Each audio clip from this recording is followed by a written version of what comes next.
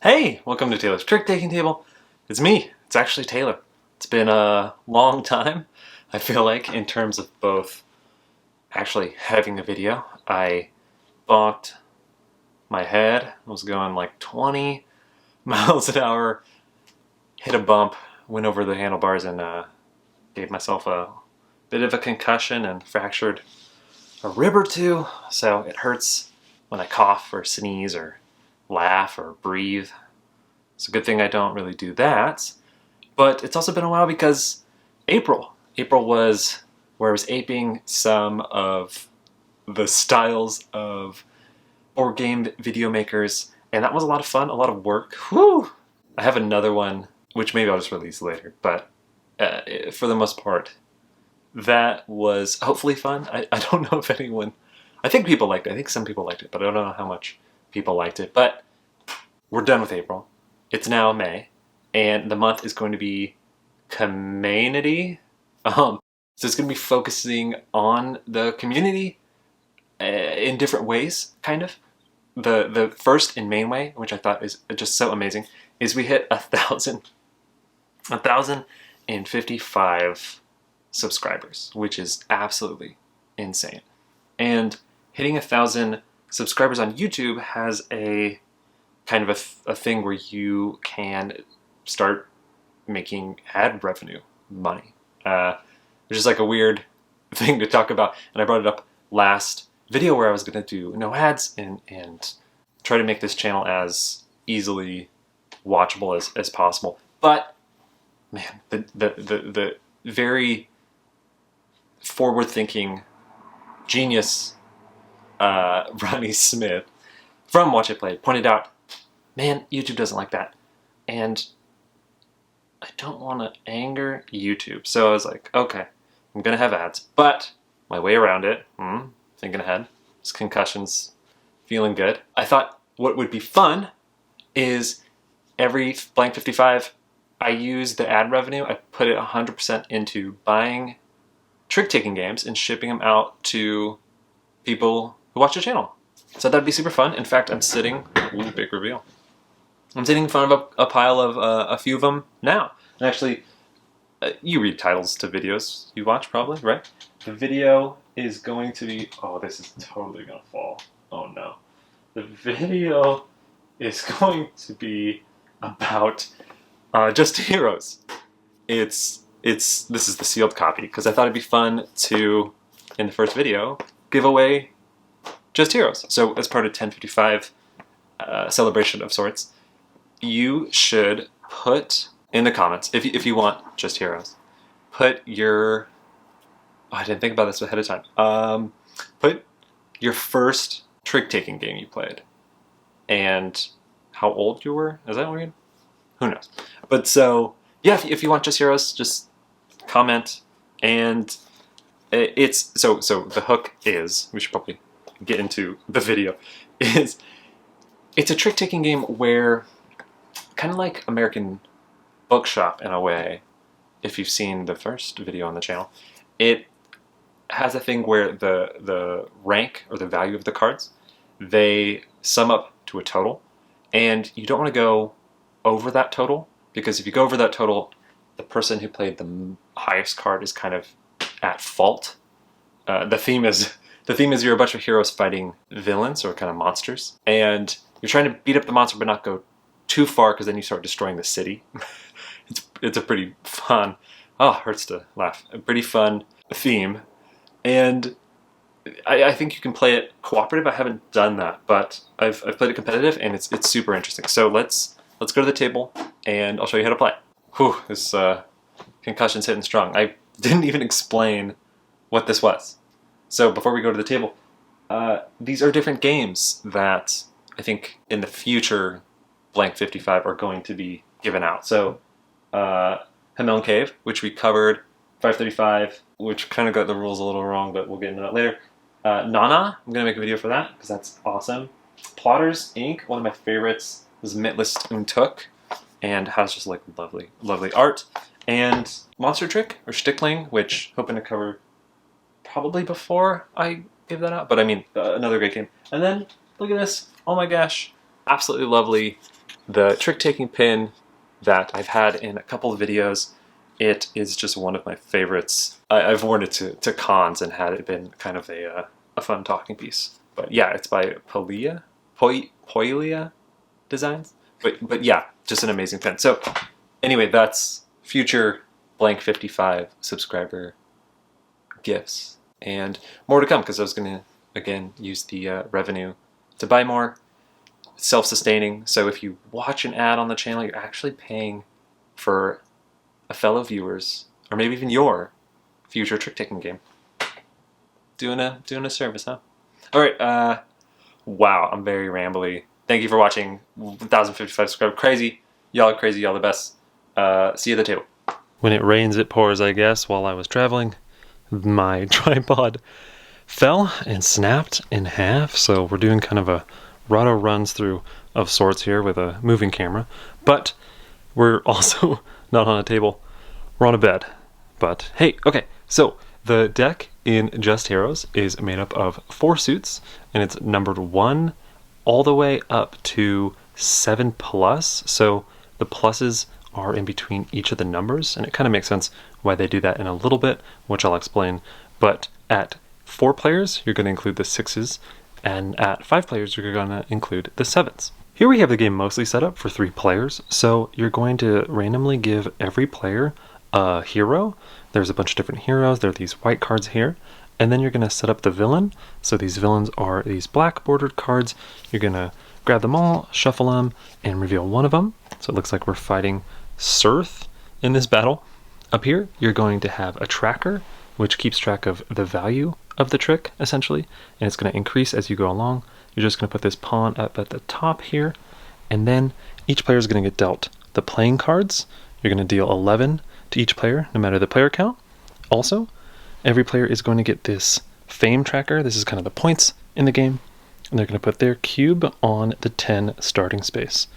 So each player will have power, kind of, and we'll go over them in a little bit, and each villain has a power. After cleaning up a little bit, we're also going to set aside any undealt cards. There's also these things called supporter cards, and what they are is kind of plus or minus, or maybe only plus or maybe only minus, that players can use to augment the value of the cards they played. So this is going to get shuffled, and each player is going to get dealt 4. You wouldn't normally do this, but we're laying it out here because I only have one hand as I'm holding the camera here.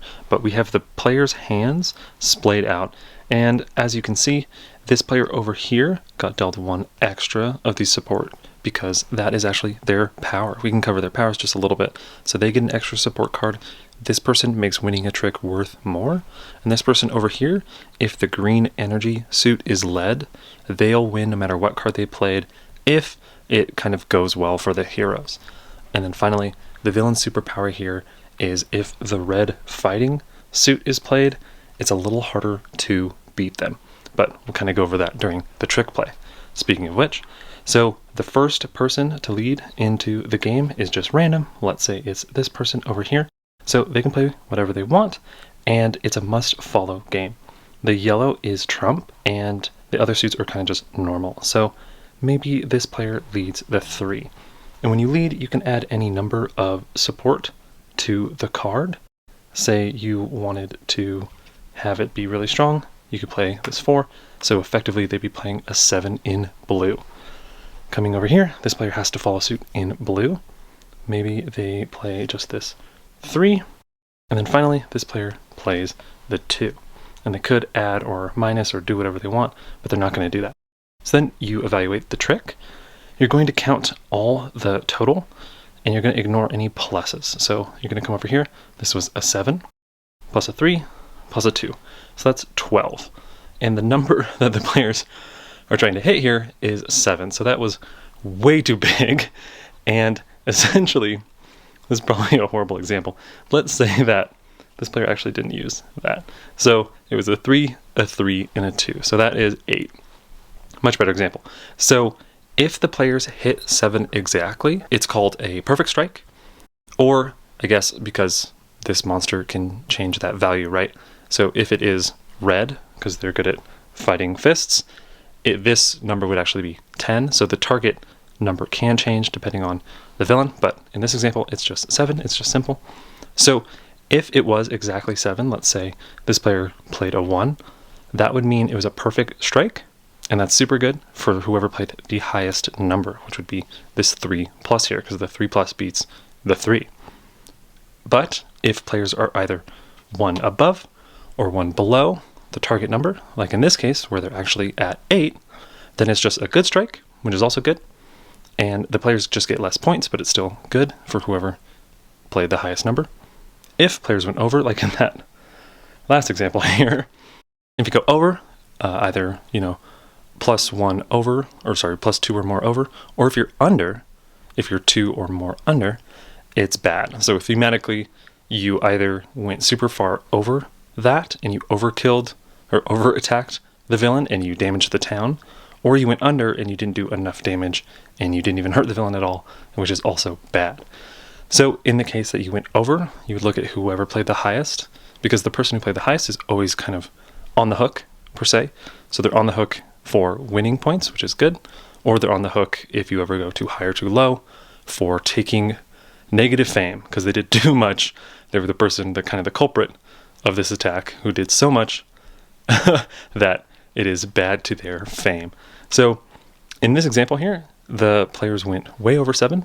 And so you look at who did the most, which would be this 7 here, because, 4 plus 3. And you would lower their value. This is kind of their points in the game. It's kind of their fame points, depending on the modifier.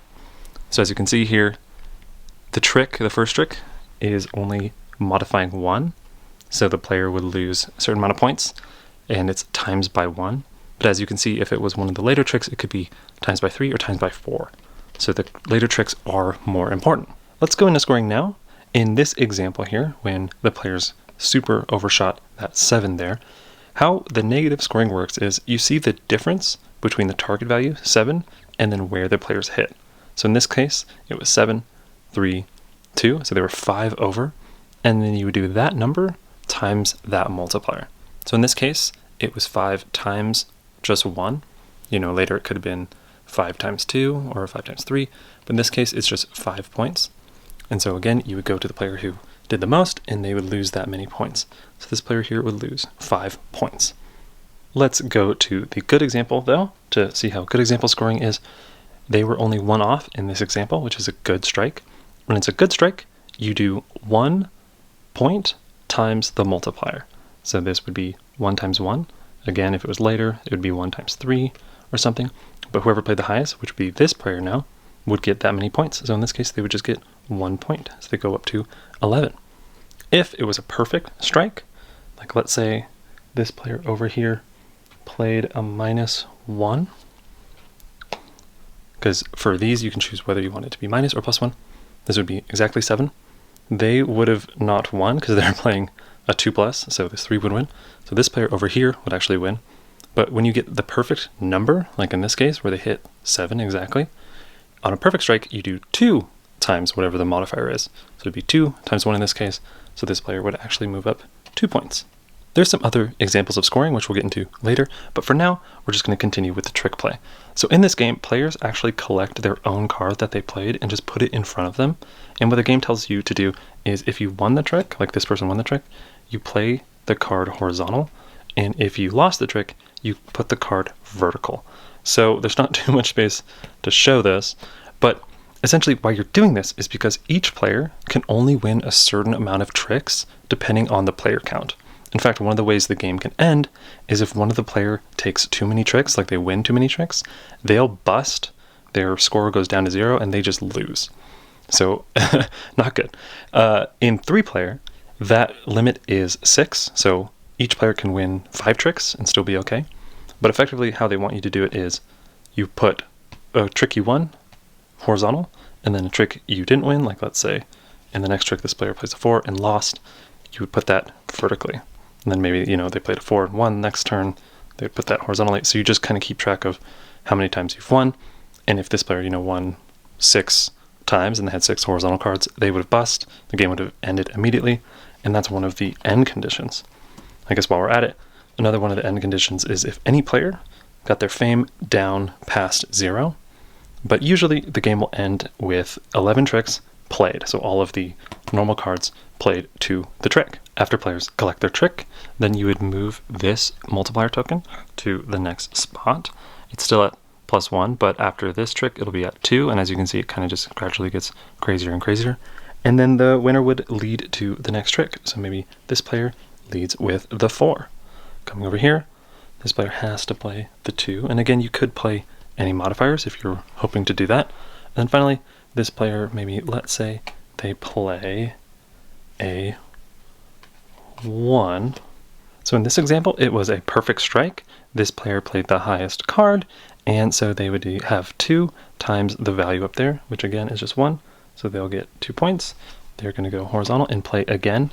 What was interesting was, it didn't quite work out for this player, but it was lead energy, and their power is, if it's lead energy and it was a good strike, meaning it would be either 8 or 6, then they would have won.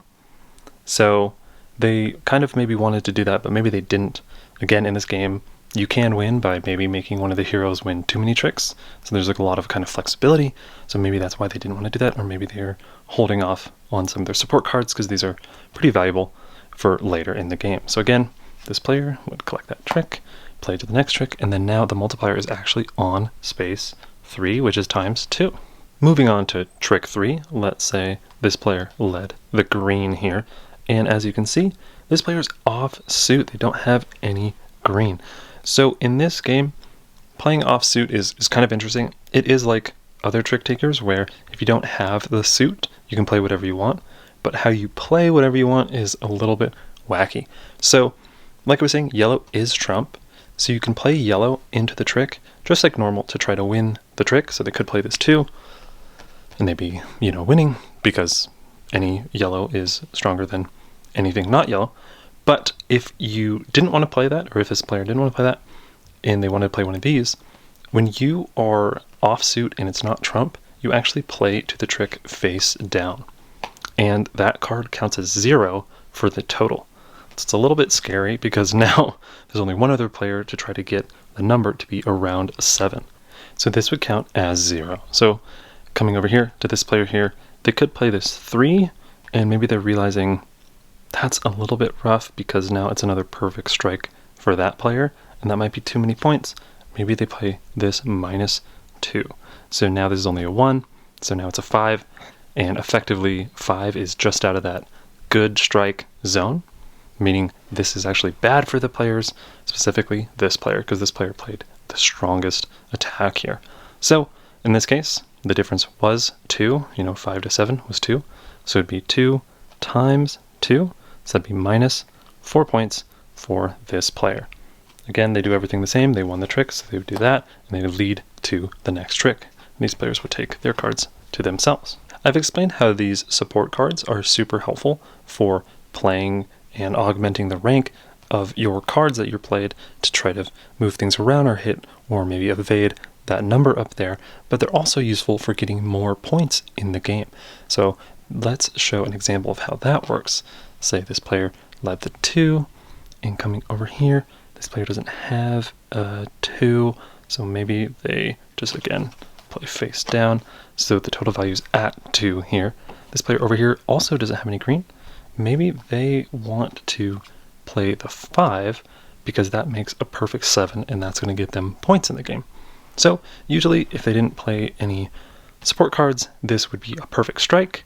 It would be 2 times the current value, which is 2, so that'd be 4 points for this player. But what's super interesting about these cards is you can use them to try to get more points by tossing them into a trick, because every card you use also increases that multiplier. So if they would have gone +2 and then used this for its -2, it stays at 7, but they've used 2 of these support cards, so that would also add 2 more to the modifier. So it would be 4 times 2 for 8 points now. So kind of wacky, maybe a little confusing, but that's the general premise of how those work. Maybe as a different example, because that one's maybe a little kookball. I don't think that's a word, kookball. But let's say they played that 1. So now they're a bit off, right? 3 to 7. They could play this 4, So now it's 5, 2, 7. That's a perfect strike again. They've used 1 card, so it would be 2, and the card is 3. Since it's a perfect strike, you have a base value of 2, so it'd be 3 times 2 for 6 points. Now they still have this flexibility of having 2 supports over here. So they would get 6 points, and, collect their trick, horizontal, just like normal, and they'll keep playing. Again, this would move up, and that's, another way to get points is using these support cards to kind of bump that multiplier up a little bit. And that's mostly how to play just heroes. Again, every hero has different powers and kind of craziness. Every villain has different powers. You can play multiple rounds. Usually it's just one hand, and it ends either 11 tricks, or if someone gets too many wins or loses all their fame points, and it's just whoever has the most points would win. Again, there's kind of a fair amount of replayability just because you can play with a bunch of different hero setups or villain setups, or you can even play this cooperatively, or the sidekick variant. There's a sidekick variant where if you get dealt your cards and you feel like you just have a super weak hand, you can turn it in and be the sidekick and have like a whole different motive for the game where you're just kind of helping people and actually trying not to win any tricks at all, kind of like a shoot the moon situation. And that is also really wild and fun. So join me off the bed now and let's talk about final thoughts. So that is Just Heroes, and I'm at my parents' house right now, as you can tell from all the Christmas decor, but it is a crazy game, maybe. It gets a little, once you kind of grok and understand the whole flow of the game, it gets less wild, but it is pretty kitchen sinky. You have all the villains that do different stuff and can really change the game up. Like one of these villains makes it so if you lose a trick, like any player who loses the trick, which is, at least 2 to 3 people, because not everyone can win a trick, they lose a fame point. So they essentially just always have this kind of doomsday clock of sorts to the trick play, which is super fascinating. Or there's one villain that makes it so you have less support cards. There's a villain that is just super hard to beat because their resistance is just pretty high. So you have a ton of variety that way. And then in the players, you also have a ton of variety. There's a player who can take as many tricks as they want, which is wild. There's a player that makes it so instead of just +1 or -1 for the leniency, it's actually +1 or +2 or -2. So it makes it a much more forgiving game for every hero involved. So there's kind of you can kind of tailor the game to the group, especially with that cooperative variant. I know someone who played the cooperative variant first, and it's kind of a nice stepping stone or entry into the game system, because it is pretty wacky. I wouldn't recommend this game to someone who's maybe a traditional trick taker or maybe like standard trick taking with a twist, because this is almost like twist on twist on twist on twist. And there's a lot, I think I kind of showed it in some of the tricks there. There's a lot of maybe it's flexibility, but there's a lot of room for the players to almost mess with each other in a way. The hammer is pretty important in this game. There's a lot of agency, especially with, I think, one of the biggest things is these support cards. So these are supposed to be people in the city helping out or whatever. But these give players a ton of agency to kind of mitigate your hand or, maneuver your hand in interesting ways. The cool thing is, and I kind of love this, you can see the card backs, and ooh, I didn't kind of show this in the game, but you can see how many support cards players have, because these are pretty, what's the word, unexpected. It throws kind of a wrench in a lot of people's plans. Like, this is standard trick taker, and this is like, ooh, what's gonna happen? I personally love it. It's kind of interesting. I'm making a game that has kind of this concept in it, and so when I was messing around with that, and then when this came along and I started playing it, I kind of felt it was like second nature, and I gravitated toward this kind of play a lot. I think it adds an interesting kind of choice to the players to when do they want to mitigate their hand, or when do they want that flexibility in their hand. I always love giving players more agency, and that kind of is what it is. The graphic design is insane, and the art is all over the place, but it's charming in a way. I feel like this game, it kind of knows what it is, and it leans into it a lot. I don't want to make it sound too crazy, because it's one of those games where once you do know the systems, they get more routine, and it gets more known. One of the things I really, really, really enjoy, and it's actually kind of funny because I don't like a similar concept in other games. So we covered Anansi, or there's other games that do this that I'm blanking on. But it's games where the later hands are worth more, even though nothing has changed, essentially, in the game state from the earlier rounds. And it's just like this artificial kind of contrived catch-up mechanism for those who maybe did poorly in the first 2 rounds and they don't want to be like out of it in the last round. But what's great about this game is it's just one hand, and the ramping scoring kind of feels like a much more organic and much more earned catch-up mechanism, because players who get more points later could have been planning for that the whole game. So it doesn't feel like, oh, this person did better randomly in a later hand, so they get more points than the other person who did better in an earlier round. It feels better when there's this ramping that makes it so anyone can be in it, but it was all within a hand, because I've seen players, lose the earlier tricks just so they can win the later tricks, and there's like some interesting planning to it. So it's a nice rubber banding catch-up mechanism that doesn't feel shoehorned in, which is great. So that is Just Heroes, and it is an involved game. There's a fair amount going on, a lot of moving parts, but I enjoy it. I really like it. I don't want to come across as it's too wacky or too crazy, because once you get into the routine of it, it flows. I again would not say this is for a traditional trick-taking person. This is less of, oh, I get a hand, how do I make this hand work? It's more of, I can do a lot with every hand, and when do I do it? The fact that the Augmenter cards are also used for strategically getting a ton of points. Like if you have a +4 and a -4, you're actually looking at that as, well, not only I can make the trick, explode or dip really hard, but also if you play them both when you're going to win a trick, that's another 2 to the multiplier, right? So there's a lot going on. You can slough a lot to a person and make them bust. You can try to win just the last tricks. You can try to be a sidekick. You can play cooperatively. There's just a lot this game can be, and I think that's cool. It can kind of tailor itself to the gaming group that you have. So I will just say, expectations met. This is a kitchen sink-esque game.